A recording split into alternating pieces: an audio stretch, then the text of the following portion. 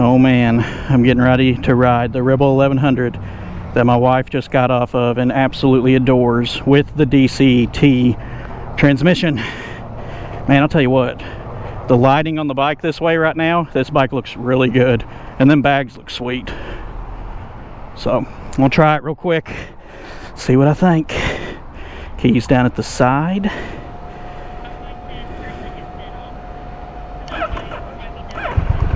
Hold on the start thing. Got neutral, drive, automatic manual, cruise control, got standard mode, sport mode, user mode, rain mode. I'll go to standard for now. Headlights, you got paddle shifts here. They're kind of a little bit better reach maybe than the Africa Twin. That turn signal's kind of in the way of the down thing. Oh, pegs. This actually lifts your legs up. These pegs are actually up off the ground pretty good for a cruiser, or up off the, and I'm 6'1", so I'm a little more crouched up than a normal person.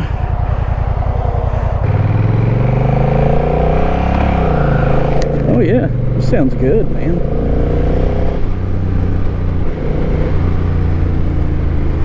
Not too bad. I feel like where I'm taller, my legs are right up on the top of the tank instead of kind of under the middle part. But bike turns in easy. Nice.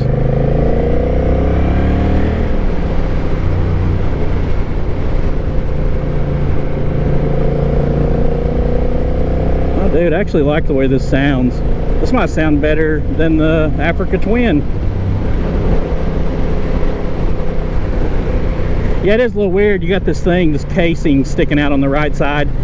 I wouldn't say it's a deal breaker on buying the bike, but it is there, so it is something to be aware of.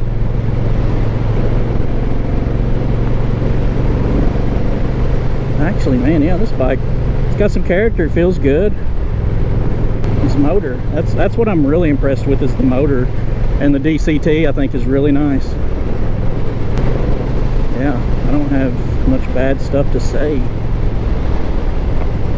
about this bike. Let's see if I can put it in sport mode, maybe. Oh wait, no, that's not mode. That's to go through your stuff.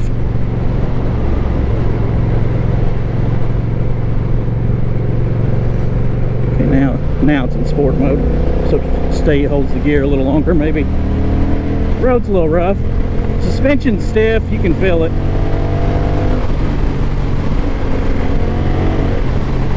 Oh yeah.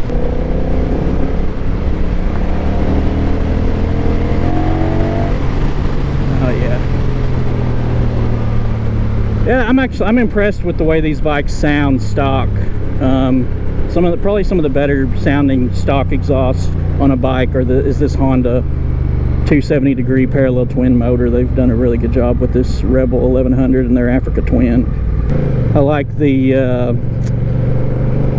as far as the DCT goes, I like how it holds on to the gears in sport mode, but I prefer the sport or the throttle response of standard mode. Yeah, foot position. Actually, I could probably ride like this a little bit, because I'm actually able to take my legs up over the tank a little bit, even though I'm taller, like this. But it's not hurting my hips or nothing. I like the color, this gray with it's kind of metallic-y, it's purdy. Very narrow handlebars. It turns in, like, it doesn't feel like it takes a lot to control this bike. Oh yeah, and it leans over beautifully.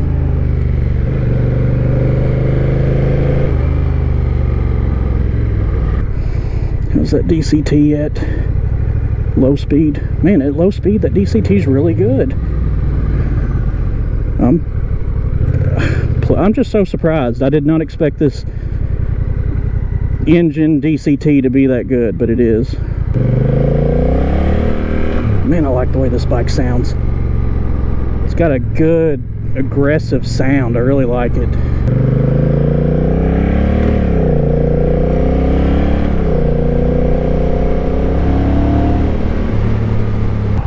What can I say? This bike handles good. It looks good. Comfort wise, I mean, I'm not going to ride it long enough to really know, but comfort wise initially, it's not bad. I'm 6'1", so I'm slightly cramped, but it's not horrible. It's okay. I could ride this for 45 minutes to an hour in this position, you know, before I'd probably want to take a break, which I feel like that's just the kind of bike this is. I don't think it's a bike you could tour on it, but then you might want to upgrade or get a better seat. The seat's pretty firm, but it's not uncomfortable. So yeah, good looks, decently comfortable, handles great. I mean, it handles better than all the cruisers out there. I mean, I don't know which handles better, this or the Nightster. I've rode both, and it's very close between this and the Nightster on which I think handles better. I don't know. As far as power and speed in a straight line, I don't know which is faster between this and the Nightster. This bike feels more torquey down low than the Harley Nightster 975. But the 975, I think, pulls harder in the upper revs. I'm not really getting to absolutely blindingly try this out the way I would like right today. But overall, it feels good. Like, it's quick. It's got better torque than the Nightster, so, you know, I don't need to wind it out to be satisfied by the power. I'll say, though, maybe the worst thing on this bike that I've noticed so far might be the suspension's pretty...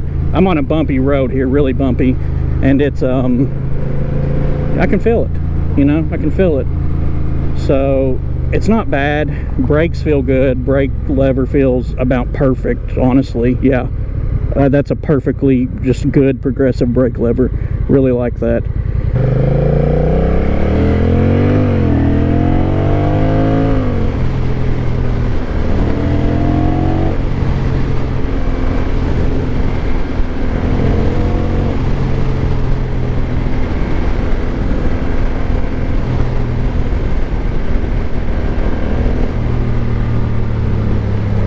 Stop sign up here. Let's see how the brake does. Getting on them hard. Oh yeah, brakes are excellent. Braking feels really good. Nice and solid.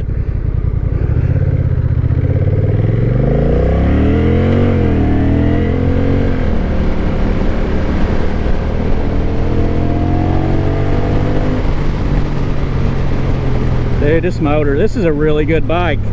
This is very good bike. Yeah, might have, like I said, few nitpicky things, but man, this is one of the better bikes I've rode, actually. Fantastic bike.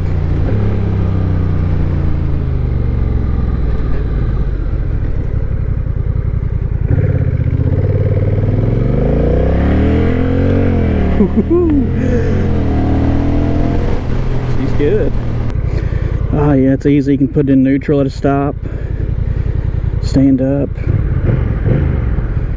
Good motor. Good motor. Great sound. Great torque and power. Feels great. Let's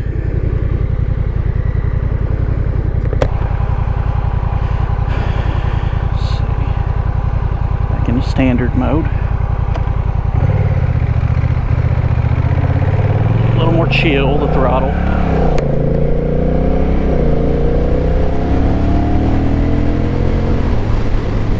Shifts are a little less snappy, but it's pretty smooth. Not bad at all. I would absolutely buy this bike and own it. This is fantastic. Is it a good beginner bike? No, but I feel like this bike has a little too much torque and power for a beginner. You'd have to be a competent beginner. A competent beginner could do this, yeah. Yeah, in standard mode, it really wants to lug and keep the revs low, almost car-like. Really cool, but very unique to feel and experience this on a motorcycle. To me, it is. And the DCT's mannerisms at low speed, like right back there, where I was about to come to a stop but didn't, and then kind of started going again, are really good. This is, I mean, it's a sport cruiser. Is this better than a Vulcan 650? Heck yeah, it is. I owned a Vulcan 650 for several years, and that's a good bike, the Vulcan, but this is still better. Handles just as good, if not better, and also the power, torque, the motor, much better than the Vulcan 650. Yeah, definitely. Has way more character and feel. I actually like this kind of narrow handlebar on this bike, actually. Very low seat height, easy to flat foot with a huge bend in my legs. I'm 6'1", but I mean, 4 foot tall person could ride this, no problem.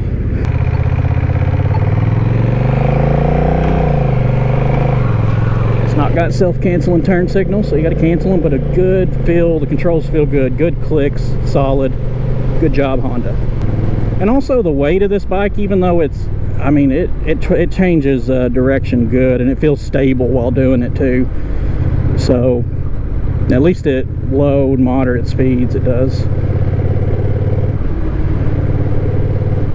So fantastic, amazing bike. I can't believe I haven't rode one of these until 2024. Would this bike come out in 2021, I think, or 2020? Man, this is a good bike.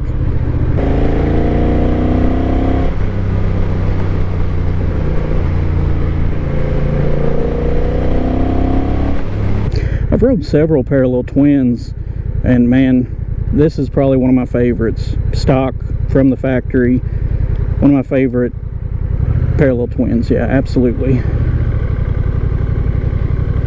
It's got some character, got some good sound.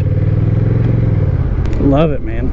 Yeah, this would be a nice bike to own. And the thing is, the price is not bad for how good this bike is, and it comes with, like I said, a pretty good suite of electronics. Displays, it's not horrible, not nothing fancy, but it's adequate. But it still has the tech, the safety, and riding modes, traction control, wheelie control, and all that adjustable stuff that I'm not going to fool with. And it has cruise control. I mean, that should be, any bike with ride-by-wire nowadays should have cruise control. This bike feels good. I feel like this is almost your perfect cruiser for almost your perfect small sporty cruiser is what I'd say this is.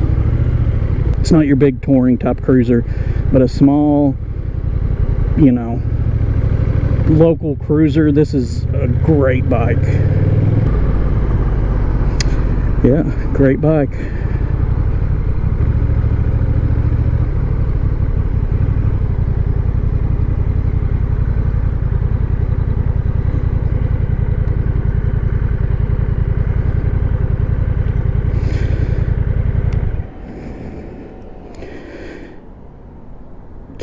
Kickstand's easy to find. Feels good. I love it. Love it. It's a good bike. She looks good too. Looks really good.